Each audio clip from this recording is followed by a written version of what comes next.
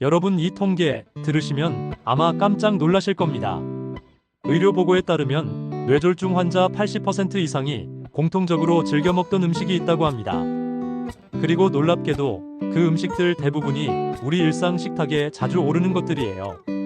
에이, 그 정도야 괜찮겠지 하시겠지만 그게 바로 큰 병의 씨앗이 될 수 있습니다.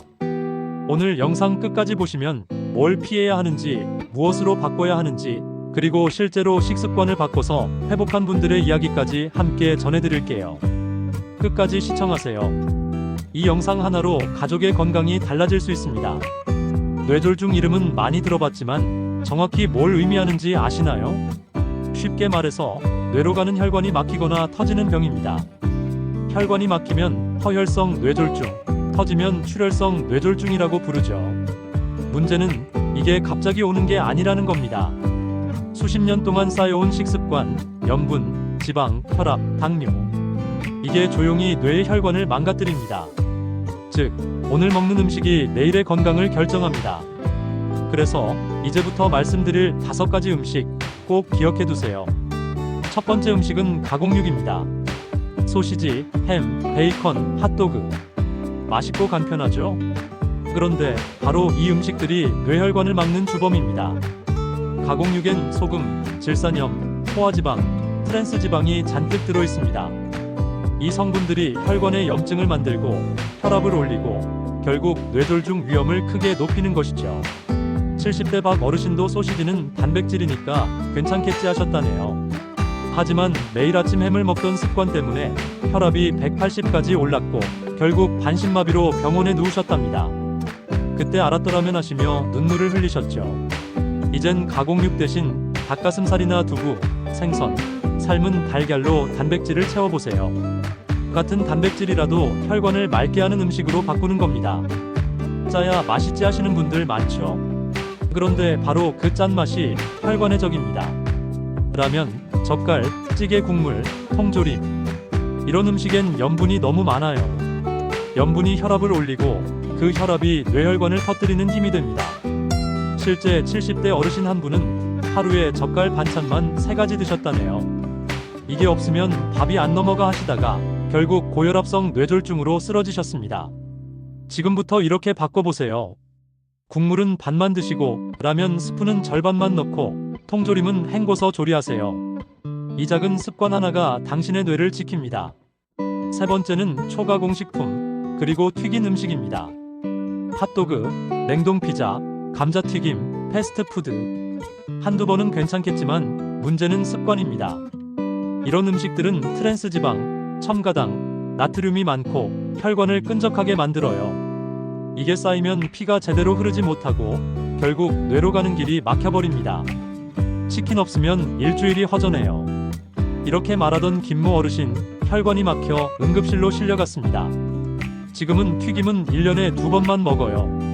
습관 하나가 인생을 바꿨다고 말씀하시더군요. 튀김 대신 에어프라이어나 오븐 구이, 간식은 견과류, 저당 요거트, 과일 한 조각. 맛은 덜 자극적이지만 몸이 고맙다고 느낄 겁니다. 네 번째는 의외로 음료입니다. 탄산음료, 과즙음료, 그리고 다이어트 콜라까지요.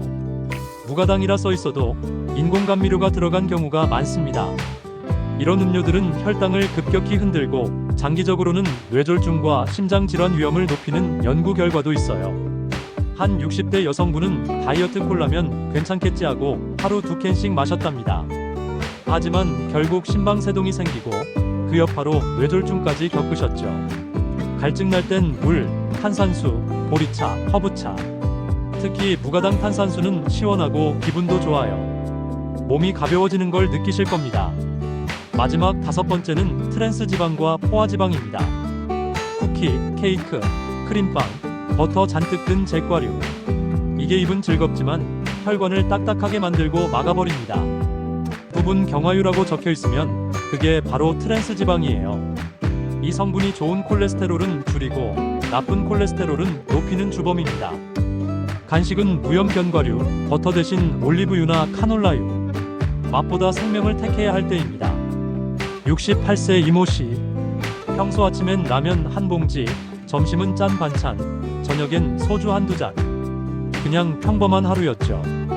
하지만 어느 날 말이 어눌해지고 오른쪽 팔이 안 움직였습니다. 병원에선 허혈성 뇌졸중 진단. 다행히 빠른 치료로 회복하셨지만 지금도 한쪽 손이 약간 불편하다고 합니다. 이모 씨는 지금 이렇게 말하십니다. 이젠 밥보다 물이 약이다. 음식이 약이고 음식이 독이다.